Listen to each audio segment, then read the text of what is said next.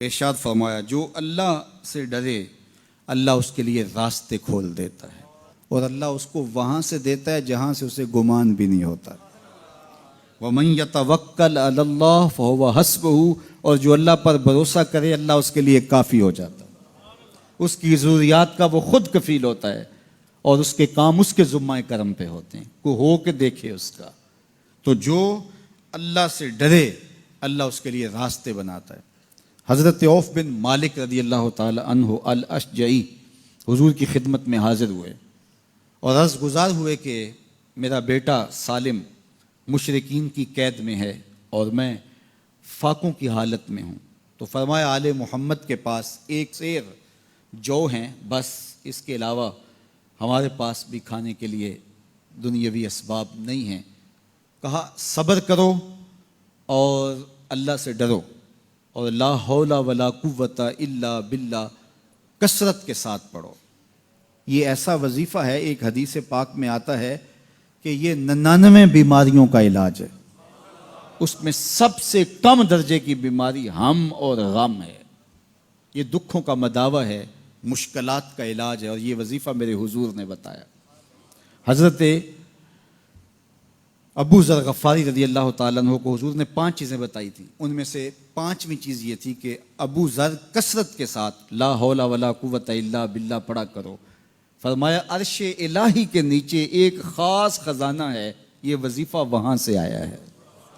یہ زندگی میں معمول بنا لو، جب پھنس جاؤ مشکلات میں آ جاؤ تو لا حول ولا قوت الا باللہ پڑھو، اللہ راستے کھولے گا۔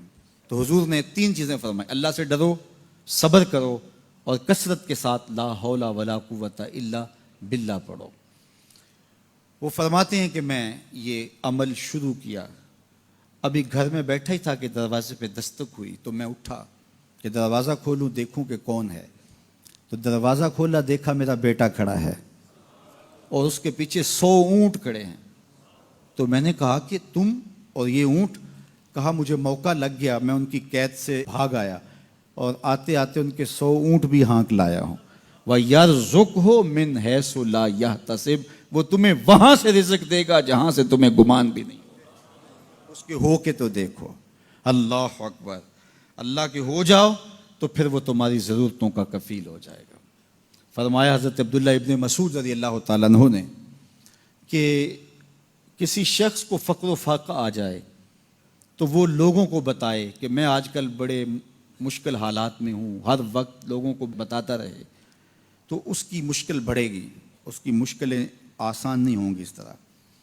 اور اگر وہ اپنی اس مشکل کو کسی سے شیئر نہ کرے بلکہ مصلی بچھا کے اپنے رب سے کہے کہ مالک فقر و فاقہ آ گیا ہے اور اس کا علاج تیرے پاس ہے، اس مرض کا مداوع تیرے پاس ہے۔ تو حضرت عبداللہ ابن مسعود فرماتے ہیں کہ رسول کریم نے فرمایا جلد یا بدیر اللہ اس کو مالا مال فرما دے گا۔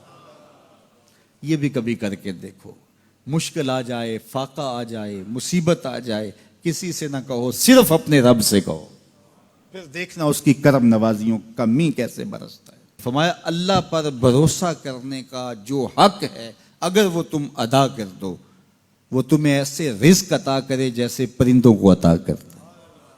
ہم تو دکان پہ جانا ہوتا ہے، فیکٹری میں جانا ہوتا ہے، ہم اپنے کاروبار پہ جانا ہوتا ہے، نوکری پہ جانا ہوتا ہے، مزدوری پہ جانا ہوتا ہے، ہمیں پتہ ہے کہاں آج صبح جانا ہے، لیکن پرندوں کو کوئی پتہ نہیں ہوتا کہاں جانا ہے، راس المال بھی نہیں ہوتا، لیکن صبح نکلتے ہیں، شام کو کبھی بھی خالی پیٹ نہیں آئے۔ بن توکل پنچھی اڑ دے، خرچ نہ پلے زیرا ہو۔ گھر سے خالی پیٹ نکلتے ہیں، جب واپس آتے ہیں تو پیٹ بھرے ہوئے ہوتے ہیں، اور پھر جو ان کی ضرورت ہوتی ہے اللہ وہ ساری ضرورتیں پوری کرتا ہے، جو ضرورت ان کی ہوتی ہے۔ یہ شیر کتنا گوشت کھاتا ہے اللہ روز اسے دیتا ہے۔ یہ ہنس روزانہ سچے موتی کھاتے ہیں، اور آپ مارکیٹ میں لینے جائیں لاکھوں روپے لگا کے تولے ماشے کے حساب سے آپ خریدتے ہیں، پھر بھی آپ کو یقین نہیں ہوتا کہ یہ سچے ہیں یا 2 نمبر ہیں۔